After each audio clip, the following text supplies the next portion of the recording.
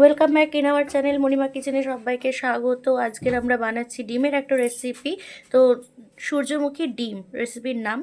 তো তার জন্য আমরা প্রথমে নিয়ে নিয়েছি এখানে ডিম, আর এখানে নিয়েছি রসুন, আদা কুচি আর পেঁয়াজ কুচি। এখানে যে রসুন আর আদা কুচি নিয়েছি সেটা বেটে নেব। এখানে এরকম সূর্যমুখীর মতো দেখতে বাটি নিয়েছি, কারণ যেহেতু রেসিপির নাম সূর্যমুখী ডিম তাই জন্যে। আর এখানে সূর্যমুখী বাটির মধ্যেই আমরা ডিমগুলোকে ফাটিয়ে নেব।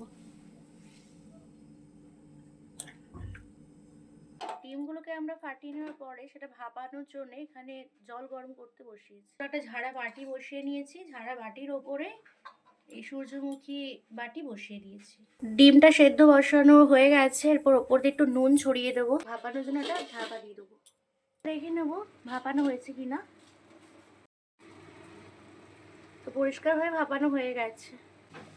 এরকমভাবে ভাপানোর পরে ডিমগুলোকে বাটিতে করে তুলে নিতে হবে। এবারে তেল গরম করে নেবো আর মশলাটাও করে নেবো। কুচিয়ে রাখা পেঁয়াজ ভেজে নেবো।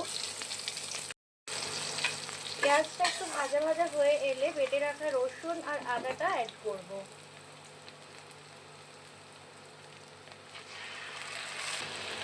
তারপর দিয়ে দেবো হলুদ গুঁড়ো, লঙ্কা গুঁড়ো পরিমাণ মতো,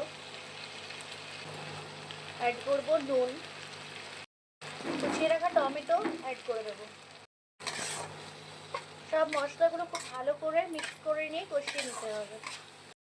মশলাটা আমাদের কষানো হয়ে গেছে, এরপরে জল অ্যাড করে দেবো। মশলা ধোয়া জলটাও অ্যাড করবো।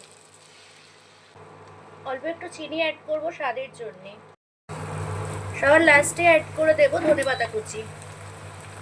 তো ঝোলটা ঠিক এরকম শুকনো শুকনো হয়ে এলে আমরা যে ভাপিয়ে রেখেছিলাম ডিমটা সেটা বসিয়ে দেবো।